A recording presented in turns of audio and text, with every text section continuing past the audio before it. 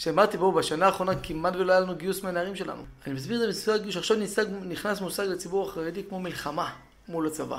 מלחמה מול המדינה, מול הצבא, כאילו, אז כאילו, ככה פרינציפ אנחנו לא נתייחס.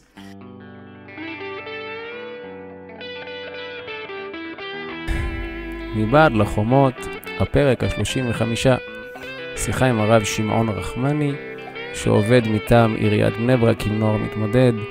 הוא מספר לנו על תשובות והכרעות שהכריעו גדולי ישראל בנוגע לנוער הזה, לדוגמה, מה קורה כאשר יש בנוער שמכור לסמים, והפתרון היחיד הוא להפנות אותו למכון גמילה שמחלל שבת, האם הדבר הזה מותר, והדבר הכי מעניין שהוא מספר, שדווקא עכשיו, בגלל שישנם הרבה מסלטים ומדיחים נגד לומדי התורה והציבור החרדי, אז אותו נוער שנפלט מישיבות, שלפני כמה שנים באופן טבעי היה מתגייס לצבא, הוא בדווקא לא רוצה להתגייס, בגלל שהוא מרגיש שרודפים את הציבור החרדי.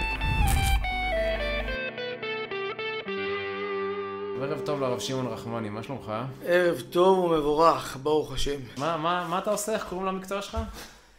אחד הדברים העיקריים שלנו זה לדאוג לנוער ולשבץ אותם למסגרות שמתאימות להם. אתה עובד עירייה?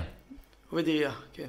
תחת במחלקת נוער, תחת הכותר, עוסק בסידור מסגרות לנוער שלא מוצא מסגרת. סידור מסגרות, שיבוץ נערים במסגרות, פעילויות, כל מה שצריך לנוער. מאלף ועד תף. מאלף ועד תף, מעניין. אני רציתי לדבר הפעם על כמה הוראות של גדולי ישראל שהיה בקשר לנוער הזה. כן. השיחה הזאת התחילה שבליל שישי האחרון נפגשנו, עשינו איזו פעילות קטנה לנוער מהמרחב בחוף שרתון, היה מאוד מעניין, היה קצר, אבל היה נחמד מאוד, מקווה שנהנו. ואז היה בחורצ'יק אחד, שלא לבוש חרדי, הוא נראה שהוא קצת, יחסית לרוב החבר'ה שם נראה שהוא יותר לקח צעד אחורה. הוא מכיר את העולם. כן, ואף על פי כן היה לו איזו שאלה, בוא הולך לשאול את הרב שרגע שטיימן. אז לפני שנשמע מה שהרב אמר, קודם כל היה פה שתי פלאים. קודם כל, הפלא הזה שהוא מוכן לקבל הוראה של רב, למרות שכביכול היה לו בת בכל המערכת, או אבא שלו אברך ואמא שלו זה, הוא יודע ליוות יפה מאוד, נכון? לא סופר אף אחד, אבל אם לוקחים אותו לאיזה רב גדול בתורה, הוא מוכן לשמוע. אז אחד הדברים שהנערים, אתה רואה אותם מאוד מחוברים לעולם החרדי, אפילו שתתראו אותו פתאום צבעוני, פתאום בלי כיפה, פתאום מאוד מחוברים לעולם החרדי. שזה אומר מאוד מחוברים, זה אם יש להם שאלה, הם ילכו לשאול את הרב, ומה שהרב יעשה, יגיד להם הם יעשו. אתה רואה שממש הם מחוברים. ולא פעם ולא פעם כאלה, גם הורים שמסופקים, האם לעשות, לשים את הנער באיזה מסגרת מסוימת, הם הולכים לשאול את הרב, הולכים ביחד עם הבן מלא פעמים. וקורא לנו את זה כל שבוע הכרעות, שאני חושב כל בן אדם לא יכול להכריע בהם, וחייבים פה גדול הדור, קרא לנו את זה לפני שבועיים. נער שבגיל 16.5, נער שמשפחה חרדית, שהנער התחיל לנשור והתחיל לאתגר את כל הבית, ושהוא בבית אין סיכוי שמישהו שם לא יחטוף את מנת אפיים, וקיבלנו תלונות מהסמינרים של הבנות שם במשפחה, שהבנות מעדיפות לא לבוא לבית, ללכת לחברות מאשר לחזור לבית. התחיל להיות מושג שזה הוא מאתגר את כל הבית, וההורים בהתחלה ניסו לשרוד, עד שההורים הבינו שהוא מתחיל גם לסכן את עצמו ולהסתבך עם כל מיני גורמים למיניהם. ושההורים פנו אלינו, חבר'ה, מה אתם אומרים? אמרנו, תראה, אם הנער לא סופר אף אחד, יש מסגרות שטיפוליות. לצערי בציבור החרדי אין הרבה מסגרות טיפוליות. דוגמה, נער שירד לסמים, התמכרויות, אין נער פחות מגיל 17.5, אין לך מקום דתי אפילו, דוב חרדי אפילו דתי בכל הארץ. כל הרטורנו האלה של רטורנו זה רק בגיל 17.5, לא מוכנים לקבל נוער, לצערנו, וחייבים כולם, שולחים אותם לבנק ישוע, זה מקום בצפון, מקום חילוני לגמרי. מצד אחד, קראנו מקרה שאמא פנתה אלינו, וגם הכרנו את הבן שלה, בן 15.5, נער מכור ממש ברמה גבוהה. וכולם אמרו פה אחד, הילד חייב מקום אשפוז, הוא לא יכול להיות פה בתוך הקהילה לעבור גמילה. ובלית ברירה החלטנו שהולכים לשאול את הרב מחפוד. והנער היה איתנו, והנער עצמו אמר לי, שמע, אני חייב טיפול. והלכתי, התקשרתי לרב מחפוד, הרב מחפוד אמר לי, תגיע עם ההורים ועם הנער עצמו. עד הגענו לרב מחפוד, הרב מחפוד דיבר עם ההורים, האמא סיפרה שהמקום חילוני. הרב מחפוד אחרי זה ישב עם הילד 10 דקות, ניסה לדבר איתו, ניסה להבין אותו, אמר לו בוא, מה הבעיה שתנסה לבד לגמל מזה? מה הבעיה שתעשה את זה בירושלים? תנסה לצאת לבד. הרב מחפוד הבין שהנער הזה, פשוט שהחברים קוראים לו, הוא הולך. אין לו עמוד שדרה חזק. הרב מחפוד אמר להורים, קודם כל בריאות הנפש. תחתמו שהוא ילך לשם 3 חודשים להתנקות ויחזור אחר כך. אבל אתה אוחז שכאילו גם ההורים וגם הנער מקבלים את הדעות של הרבנים. למרות שיש פה מורכבות, יש פה סיכון רוחני, כי מקום צוות חילוני, בנות מן הסתם, זה לא נפרד. זה אין סיכוי, לא מדובר שם מקום בכלל לא חרדי ולא דתי, מקום חילוני מחלל שבת. מי שרוצה יכול להתפלל, אבל מוצא לצערי אף אחד לא הולך שם להתפלל, כי אף אחד לא מתפלל שם. מי שרוצה לשמור שבת, אבל לצערי אף אחד שם, איך הנערים אמרו לי, אין אופציה לשמור שבת, כי אוטומט כולם יוצאים וכולם מדברים. וממוצע זה לא מעורב, כי נכון שיש שם בנים בנות, אבל זה בתוך כמו כפר כזה, שצד אחד בנים, צד אחד בנות, ואף אחד לא מתקרב לצד השני. אבל העניין שם דוגמה של רוב הדברים שתפסו שם את הכותרת, זה העניין של שבת. של מקום של 99% שהנער יחלל שבת, והרבנים פה לקחו את הכיוון, בריאות הנפש קודם להכל. כנראה יש שיקול, שאם הוא חולה בנפשו, אז בכל מקרה פטור מכל המצוות, אז לפחות שתציל משהו. איך הרב מחפוד אמר אחד הפעמים לאמא? עוד מעט גם ילד לא יישאר לך. עדיף להכניס אותו עכשיו לטיפול, מאשר שאחרי זה כבר ירד לגמרי. דוגמה, קרה לנו פעמים אחרות, שאתה רואה מלא פעמים שזה שונה מאוד במגזר. המגזר המזרחי, הרבנים יותר יורדים ישר לעניין, ומבחינתם מקדישים את העניין של בריאות הנפש לפני הכל. ובפעמים אחרים קרה לנו שהם נערים אשכנזים. ציבור ליטאי. ציבור ליטאי, שאתה רואה שם שהרבנים יותר לקחו לכיוון של להחמיר. בנקודה הזאת פעם זה הכל מקרה לגופה. כן, הכל מקרה לגופה, אבל אתה קולט כאילו, איך אמר לי פעם הרב סילמן, היה לו מקרה מאוד מורכב של משפחה, שזה אחד הדברים שאני מלא פעם אומר לעצמי, שהורים לפני שהם מתגרשים, חשוב שיחשבו פעמיים, וידעו איך לעשות את זה, שמישהו ילווה את המשפחה ואת ההורים, שזה לא יהיה מושג של מלחמה בתוך הבית, והילדים שותפים למלחמה. כי אז מה קורה? הכל קורה. כי לצערי, אני עשיתי לשנה שעברה בדיקה מתוך בערך 550 נערים שטיפלנו בערך, רובם היו אחוז גבוה הורים גרושים, או הורים בתהליכי גירושין, או פרודים, או משפחות שבבית, הבית לא שקט בכלל בעניין של בין ההורים, ולצערי אנחנו מקבלים שם משפחות שלמות שמגיעות לרחוב. קרה לי אחד הפעמים משפחה שהיו בתהליכי גירושין, וכל המשפחה הייתה מעורבת שם, וכל הילדים היו מעורבים, ובבת אחת קיבלנו שם כמעט את כל הילדים לרחוב. אחד הילדים היה בן 14.5, שהוא הגיע לרחוב, הוא פשוט, זה היה כמו קפיץ שהשתחרר, לא צפר אף אחד, עשה מה שהוא רוצה. ושם היה תהליך שהגענו איתו לכיוון של בוא, האבא לא משתלט, אף אחד לא משתלט על הילד, חייבים לחשוב לפתרון. ושם האבא באמת אמר לי בוא נשאל את הרב סילמן. דיברתי את עצמי עם הרב סילמן, והרב סילמן בהתחלה לא רצה, אמר לי, תשמע, נכון שהילד חלל שבת, נכון שהילד הורס, הכל, אבל בכל זאת, לבוא לחתום על מקום שחילוני שמחלל שבת, אתה מוסר אותו, אסור לך למסור אותו. אסור לאבא לחתום. בידיים, כן. כן. עד שהרב סילמן פשוט התחיל לבדוק וקלט תמונות מה הילד עושה, בסוף הוא אמר, חבר'ה, הילד הזה גם מסכן את עצמו. זה שהילד גם מסכן את עצמו, חייבים לדאוג לילד. אפילו שזה מקום חלל שבת, אבל בתנאי, אחרי זה מוצאים אותו במסגרת חרדית, דתית, באמת 3 חודשים של תהליך, ואחרי זה יוצאים משם כל המסגרות האלה, החילוניות שאנחנו אפילו דחפנו להכניס נער, או לחצנו, הסברנו שכדאי, זה מקום רק 3-4 חודשים. ואחרי זה מוצאים אותם חזרה למסגרות שמתאימות למשפחה ולהם. ויש קשר, אתה יכול לקפוץ לבקר אותו אז בתוך מסגרת שם? אתה תמיד יכול לבוא לבקר. כן. תמיד שמשתדל שנער שלנו שנכנס למסגרת שלא שומרת שבת, להשתדל, גם אני אומר להורים, כל יום 5-6 לבוא לבקר אותו, להביא לו חטיפים, ממתקים, לכבוד שבת, שיזכור את זה. אבל זה תהליך שאתה רואה באמת שהנער עושה שינוי. זה עוזר, אתה אומר, תהליך גמילה עוזר, אנשים יוצאים משם בלי ההתמכרויות. כן, זה הכל תלוי בנער. אם יש לו רצון טוב, הכל אפשר. נכון שאיך אמר לי אחד הנערים, אבל הנה יש אחד שחזר. בסדר, קורא לנו נער שחזר בחזרה לרחוב ולא היה לו את המעטפת שהוא היה צריך והוא חזר על החומרים. אבל גם אם הוא חוזר, הוא לא חוזר באותו רמה. הוא מבין מה טוב, מה לא טוב. ומבחינתי תמיד צריך להמשיך לפקוח עין, אחרי שסיים את המסגרת הזאת של הטיפולית, ללוות אותו ישירות למסגרת אחרת, לא להשאיר אותו בחזרה לשכונה ולעיר. כי צריכים להבין, אם הוא הגיע לשם, היה לו איזה בריחה ממשהו. לא סתם, כל אחד סיבה. ממש ככה. עכשיו בוא נחזור לבחורצ'יק הזה שדיברנו בליל שישי, בחורצ'יק אמרנו בעתן, דעתן, חצוף קצת, הוא החליט לשאול את הרב שרגא שטיימן. מה הייתה השאלה שלו? האם?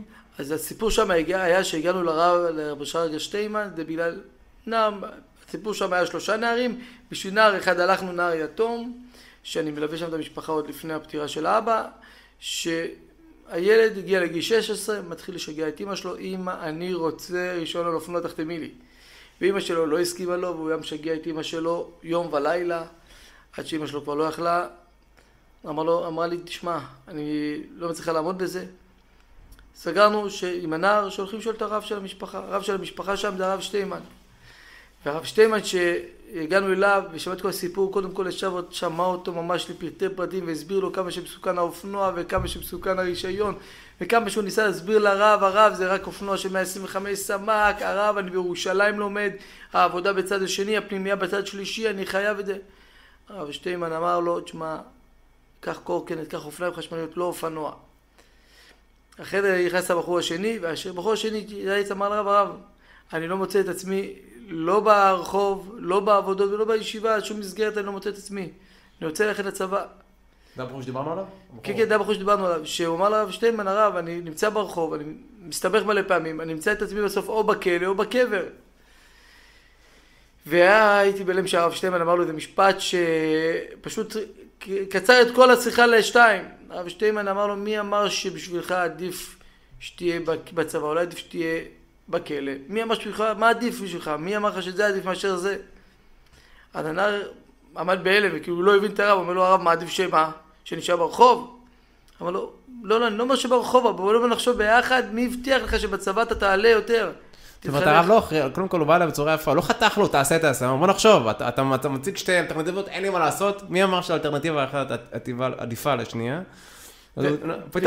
וגם בסוף הרב שטיימן לא הכריע לו, אמר לו, אין בעיה, בוא נהיה בקשר עוד שנה, שנתיים, שתתבגר עוד קצת, ואז תבוא ונראה מה אנחנו עושים. אבל כאילו הרב שטיימן באמת לא הכריע לו, כאילו לא צבא או כן צבא או לא, אבל כאילו נתנו את המושג, בוא תתבגר עוד קצת, תראה מה קורה עם החיים שלך קדימה ואז. וזה יפה לראות שהרב שטיימן באמת ישב איתו, לראות מה אתה עושה כל היום, מה עשית לפני שנה, מה התוכניות שלך קדימה, לראות באמת מה קורה עם הנער הזה ביום יום. אני אומר, יפה לראות שהנער הזה באמת שיצא מהרב שטיימן, קיבל מה שהרב אמר קדוש. שזה, בוא נגיד, זה לא נער שתמצא אותו סגנון ישיבתי שחור לבן או משהו. זה נער שאצלנו הנוער, אצלי, מחולקים, יש לי 4 קבוצות. יש לנו נערים שנמצאים במסגרות, נערים רגילים. יש לנו את הטרום נשירה. הטרום נשירה זה נער שאתה יודע, כל חודשיים, 3 יש לו בלגן עם המסגרת, אתה צריך ללכת להשתיק את העניינים, אחרי 3-4 פעמים אתה מבין שלא טוב, אתה צריך להעביר אותו למסגרת אחרת. זה הטרום נשירה. יש את הנוער נושר, שזה נוער שנשב במסגרות, לא מתאים לו מסגרת, הוא עובד, מוצא לו כל מיני תעסוקות, ויש את הנוער בסיכון. נוער בסיכון זה נוער כבר שמגיע למקומות של הסתבכות עם משטרה, הסתבכות בפלילים, הסתבכות עם סמים, וכל הדברים האלה. אז פה לדוגמה אתה תופס את הנוער נושר, שזה סגנון של אותו נער, ואתה רואה אותו שואל את הרב את השאלה, והרב מסביר לו, והוא קבל את זה. מה שמעניין, אני שאלתי אותו רגע, ואתה, נגיד עכשיו הרב אמר לך לא ללכת לצבא בינתיים, אתה לא מפחד מעכשיו, אין חוק גיוס, משטרה וזה, אני לא מפחד מהמשטרה, אני לא מפחד מהחוק, מאף אחד לא מפחד, כאילו, כזה חצוף קצת, יש לו דעה. אבל אם הרב אומר, הוא כן היה מתגייס, זה מעניין, שיש לו את ה... נראה לך עכשיו, בדרך אגב, דיברנו על גיוס, עם כל עכשיו שיש עכשיו אין הסדר ויש סנקציות, יש בחורים ברחוב שיותר בא להם להתגייס, או שזה לא משפיע על הלך הרוח? אז בואו נגיד את האמת שלפני שנתיים, לפני כל התהליך הזה של הבעיות שהיה עם הגיוס, היה לנו יותר גיוס.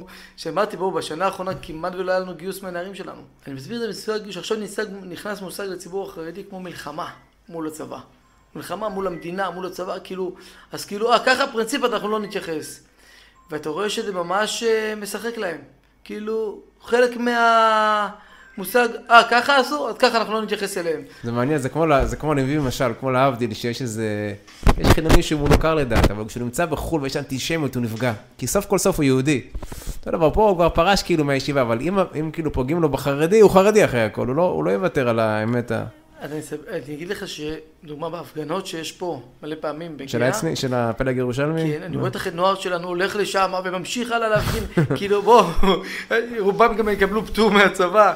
לפני שנתיים קרה לי קבוצה שהלכו להתגייס, הצבא לא רצה לגייס חלק מהם. למה? כי מבחינתם אתה רשום מחלקת נוער, אתה... כי יש להם תיקים במשטרה. אז אתה באופן כללי, מי שיש לו תיק, הצבא בדרך כלל פותר אותו, על פי רוב. כן, כן, לא מחייב, תלוי מה התיק. כן, אבל בגדול, זה הכיוון. ויופי שתבין, לפני שנתיים שהיה לנו נער, שבכל זאת רצה ללכת להתגייס, והיינו צריכים, כאילו... פרוטקציות כדי לגייס אותו, כאילו... לפי החוק הם חייבים לגייס אותו, כי יש חוק גיוס חובה, אז כולם חייבים, אפילו אם יש לו תיקים, אם הוא ילחם, חייבים לגייס אותו. אבל הכניסו אותו 3-4 חודשים לחוות השומר, ואחרי זה עשו לו את הגיוס. לחוות השומר, דרך אגב, מי שלא יודע, זה בעיה, זה מקום טיפולי של הצבא. אנשים שספק אם אפשר לגייס אותם? כל נער שהגיע מהרחוב, וזה לא נער סטנדרט, כאילו נער עם תיקים, נער עם חומרים, נער שעבר, אז הצבא לא רוצה לגייס אותו, מה עושה? שם אותו בחוות השומר, שזה אחת הבעיות שיש לנו, שנערים שאפילו רוצים ללכת לנחל החרדי, ויש להם עבר פלילי או עבר קצת בעייתי, הצבא שם אותם קודם כל בחוות השומר, שזה לא מקום חרדי ולא דתי. אבל מה עושים שם? זה מקום סגור, בודקים אותם בריאים בנפשם? זה לא, זה שם יותר טיפולי. טיפולי? אבל כי הבעיה שזה, הבנתי שיש שם, זה מעורב, לפי מה שהבנתי. יש שם מפקדות, ככה נערים שהיו שם סיפרו לי, אמרו לי איך יכול להיות, אמרנו שאנחנו רוצים נחל, למה שמו אותנו פה, אבל בינתיים על פניו, לצערי, בוא נגיד במצב הקיים, אתה רואה שיש ירידה מאוד חזקה בגיוס. במספר, כי אנשים עכשיו נכנסו בקטע ראש בראש. ראש בראש, נהיה מושג שכאילו, אנחנו באמצע כזה כמו מושג של מלחמה מול הצבא.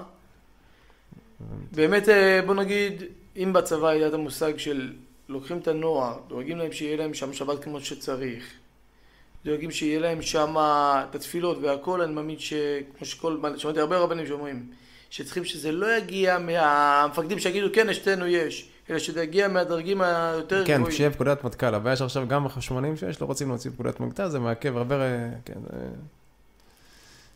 מעניין. עכשיו, אז מרתק, אז יותר מהבחור הזה, החצוף, הדעתן, הלך לשאול, והרב לא אמר לו לא כן ולא לא, והוא קיבל את דעתו. וכי שהוא לא מתגייס. גם מה שמעניין, שרואים פה שכמה שהרב הוא מבוגר, אחרי 70, ויש פה בחורצ'יק בן 7, הוא מבין אלה בעוד איך להיכנס לו ללב, איך לתקשר איתו, זה מאוד מרתק. כן, כן, הרב ישב איתם, היה לנו שם אחד הבחורים השלישי שהגיע, זה בחור שיש לו שם מריבות בתוך הבית עם ההורים, בחור בן 16.5, כן. ואני לוחץ עליו, בוא תצא לפנימייה. בוא, הבית לא קל לך, לא מבינים אותך, אתה לא מבין אותם בבית, הבית יותר חרדי חזק. אז בוא, מה הבעיה? צא לפנימייה, שמתאים על הסגנון שלך. הוא לא הסכים לצאת, לא, זה הבית שלי, אני לא יוצא מהבית שלי. אמרתי, טוב, אתה כבר פה, בוא נשאר את הרב שטיימן. הרב שטיימן ישב איתו לפרטי פרטים על ההורים, מה אתה מרגיש? ואמר לו, שמע, נסה להוריד את הראש בבית כמה שיותר, אתה לא יכול לבוא להילחם. אבל כאילו, אתה רואה ממש שהרב שטיימן ישב איתו על הפרטי פרטים, כאילו אין אף אחד בחוץ ואין תורות מאחורה. מעניין מאוד. עכשיו אמרת קודם שלפעמים יש נוער שממש בעייתי שמגיע להסתבכות חוקית, משטרתית. יש לך גם קשרים במשטרה, שיש איזה הסדר, איזה בעיה אם מישהו נעצר, אתה הולך להיות... תראה, דוגמה היום, קורה לנו. שבוע שעבר היה לנו בחור עצור, וזה בדיוק היה בשיא החופש, והמשפחה למחרת תכננו לצאת לצפון. שדיברנו שם עם הקצין של המשטרה, והסברנו לו את העניין, ומה אין בעיה, תחתמו עליו. חתמתי עליו והעברנו אותו למעצר צמוד לאבא, במהלך הטיול. אבל ראינו שתמיד מבינים אותנו בכל מקום. רגע, אתה חתמת מה? שאתה ערבות, שהכל יהיה בסדר? זה, גם אנחנו דוגמה משחררים בחורים למסגרות. בחור שנעצר, אתה יכול מעצר בית, אתה מגיע לתחנה, יושב במפקד, מעביר אותו מעצר בית למסגרת שלו, דבר שעובד מאוד מסודר. הם מבינים את זה שהמטרה שלנו זה לבוא לדאוג לנערים. ולא פעם ולא פעם קרה לנו שכאילו, בתחנה אמרו לנו כן, אבל הבנער הזה עצור. למה שתשחרר אותו דוגמה מהמעצר? גם ככה אין לו מסגרת. אנחנו מסבירים להם שזה נער בתהליך להיכנס למסגרת, אנחנו רוצים עכשיו לקחת אותו לרעיון למסגרת, הם מאוד מקבלים את זה בהבנה. כמו שאתה לא קצין מבחן רשמי, בדרך כלל אתה לא, אין לך איזה הסמכה, אבל הם מבינים שבציבור חרדי יש צורך מטפלים בנער. כן, כן, מבינים. כן, ואתה בא מטעם העירייה, אז הם מקבלים את ה... לא מזמן קרה שהגענו, קיבלתי טלפון על עקרונן של הרווחה מלא פעמים, שאני מקבל כל מיני פניות שהרווחה מקבלת, ועוברים ישירות אליי. קיבלנו על נער שבתוך הבית, יש שם מריבות בתוך הבית, בין הנער להורים, לכל האחים, היה שם אלימות, והגענו, והיה שם משטרה במקום, וגם הגיע אמבולנס והכל. והסברנו לו שאנחנו מהרווחה, מטפלים בנער הזה, אנחנו קוראים אותו למסגרת, הם לקחו מספרי תעודת זהות, ישב בדקו מחשב, ושחררו והלכו. וזה לכל שבוע קורה לנו, לא פעם ולא פעם כבר זה קרה, במיוחד בין הזמנים האחרון, היה באמת קטסטרופה בבתים. כי נער נמצא ביום, בלילה בבית, זה נערים לא פשוטים, וקשה להסתדר איתם, או ההורים קשה להם איתם, או שלהם קשה עם ההורים, או שלהם קשה במשפחה. והנה קרא לי נער לפני חודש וחצי, הורים עם נכות ברמה גבוהה, שהנער הזה פשוט פרץ, התחיל לשבור דברים בבית, להרביץ להורים, הגיע לשם גם כן משטרה. המד"א שהגיעו למקום קלטו את העניין, היופי שהחבר'ה של מד"א שם, זה חבר'ה בוגרים שלי לשעבר. שהצלחה במחלקת נוער בתור נער בסיכון. ובשם אמרו לשוטר, שמה, מדובר פה בהורים עם נכות, בנער נושר, זה לא נתן אפילו שהמשטרה רצה לעצור אותו, תמתין, אנחנו נדאג שמישהו שמטפל בנוער יגיע, קשרו אליי, הגעתי, לקחתי אותו, הרגעתי את הסיפור, אפילו לא דאגנו שאפילו לא יפתח לו תיק, אפשר עוד משם, סידרנו לו מסגרת, הוא הלך למסגרת, היה שם מבסוט, הגיע אחרי החופש, אמר לי, אני רוצה להשלים את כל מה שחסר לי בפערים של הלימוד, אז היינו צריכים לסדר לו מורה לאנגלית בחופש, שישלים את כל הפערים. אתה רואה, אבל נערים האלה זה נערים ילדים טובים שפשוט מאוד, איך אני אומר, אין נער רע, יש נער שרע לו. תבדוק מה רע לו, תבדוק איך מה לסדר לו את זה. ואתה רואה שבאמת הנערים שלנו, היה מקרה. לפני שבוע, אני לא יודע אם ראית או לא ראית, על נערים שעלו לאוטובוס, ורבו שם עם כל הנוסעים, עד כדי כך שהיה שם כללות, הורידו אותם באמצע הדרך, ועד הם ניפצו את השמשות של האוטובוס, והיה שם ממש סרטון מדאיג. ומלא בכל הקבוצות דיברו על הסרטון הזה. אתם חבר'ה, אני מכיר את שתי הנערים האלה לפני חודשיים, טיפלתי בהם, הכנסתי אחד מהם למסגרת, אחד מהם לדירה בירושלים והכל, והגיע בין הזמנים, וכולם חזרו לבני ברק, לבית שלהם. ואתה יודע, עכשיו, אני לא מדבר דווקא על הנערים האלה, אני אומר בכללית, יכולים לבוא לשפוט הנוער נושר, תראה מה הוא עושה, חוצפה, לשים אותם בגב. מצד שני אפשר לבוא להגיד, חבר'ה, אתם יודעים מה הנערים האלה עברו בחיים? אני נמצא בפנים, אני רואה מלא פעמים נערים שעברו כל כך הרבה דברים בחיים, שאני לא מצדיק אותם, אבל אני מאוד מבין אותם.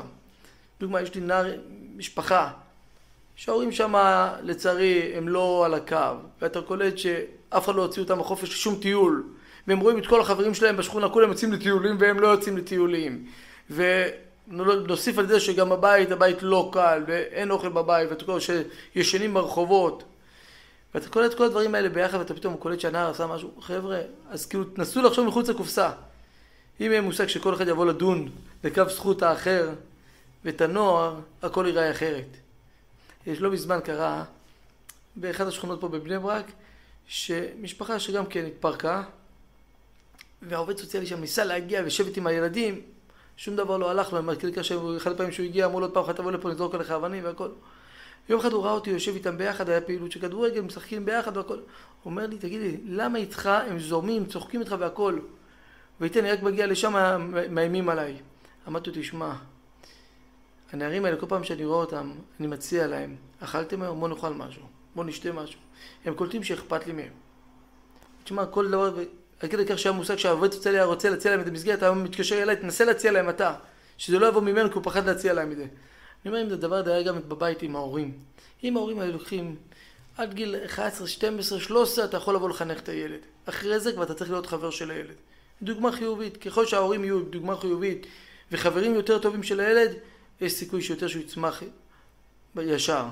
אבל אם מושג של גיל 13-14 יתחילו מושג של מלחמות, לא, כן וכן ולא, במלחמות יש רק מה להפסיד, אין מה להרוויח. יש כאלה מבחוץ שאומרים, מה זה נוער בסיכון? זה סתם, החרדים רוצים שכל הם בישיבות, מי שלא יכול ללמוד, עושים לו איזה בונקר כזה שישמרו אותו שלא יתגייס. אתה אומר שזה בכלל לא ככה.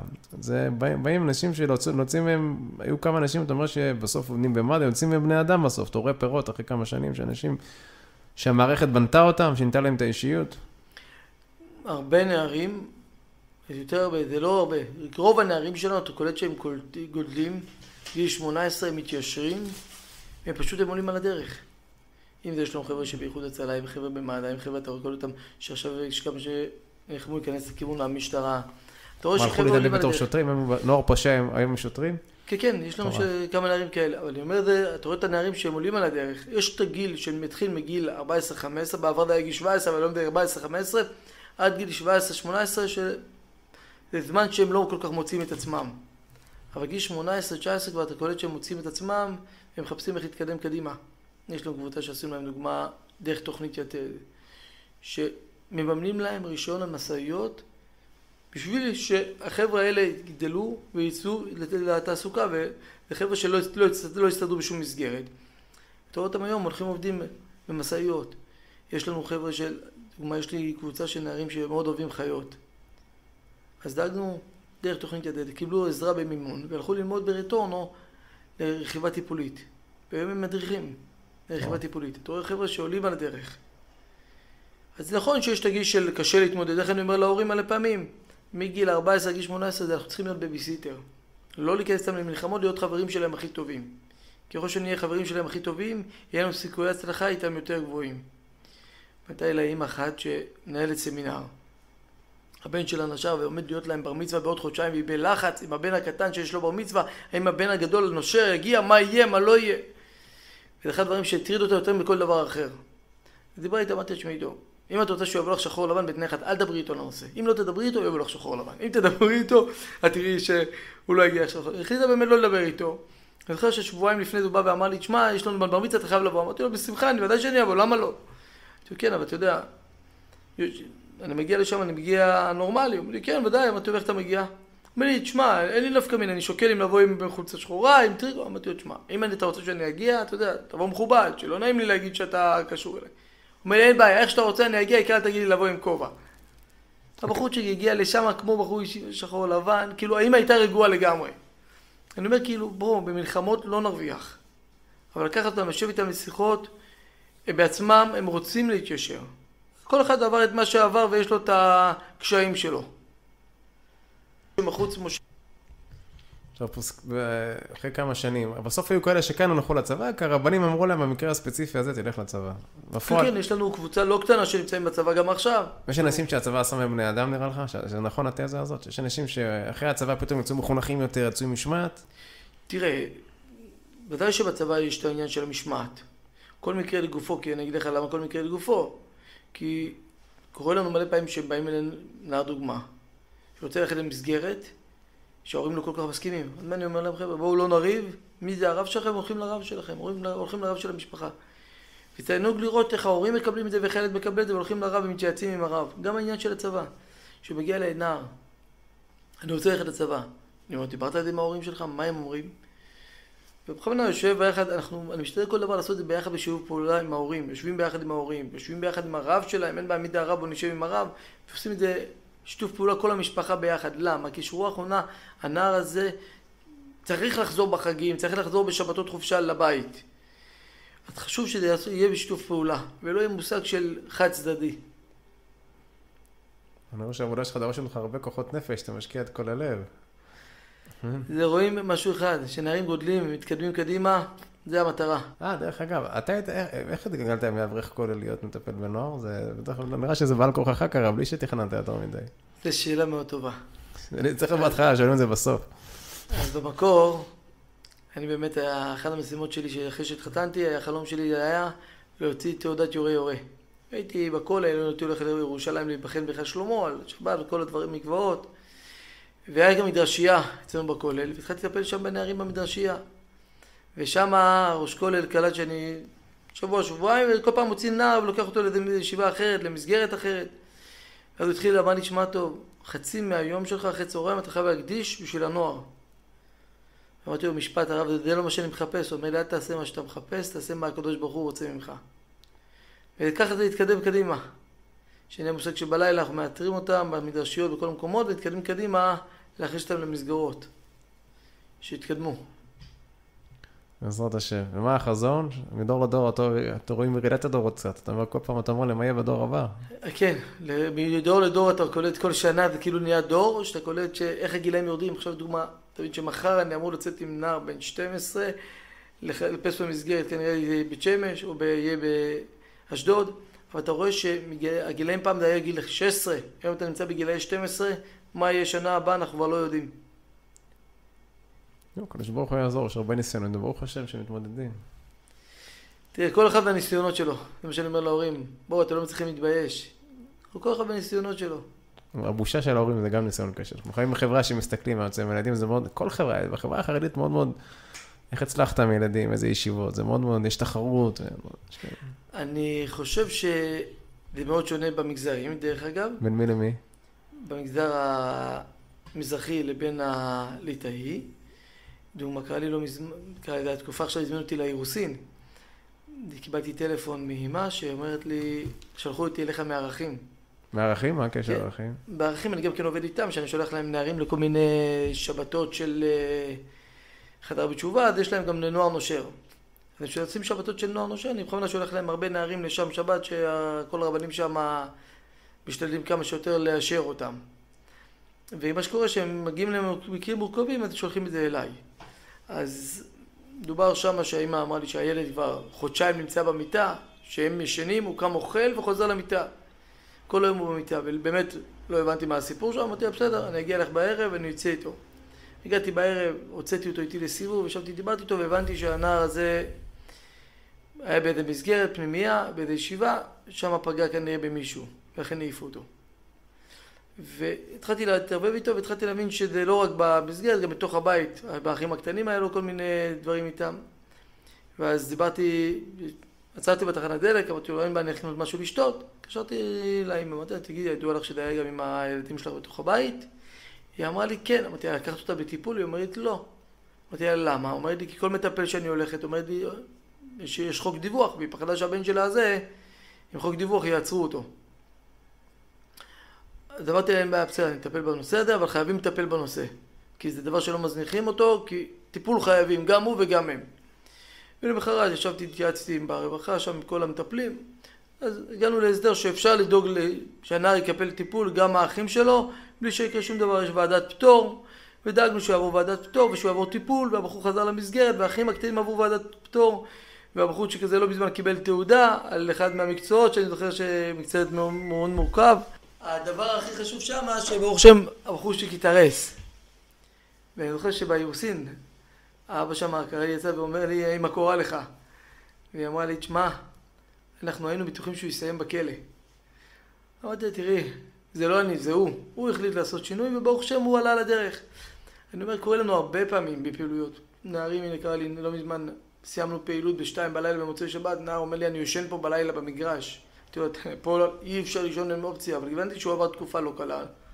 בסדר, אמרתי לו, תשאריתי ברכב, חילקתי את כולם, סיימנו, אמרתי לו, מה הסיפור? הוא אומר לי, אני לא רוצה לחזור לבית. למה?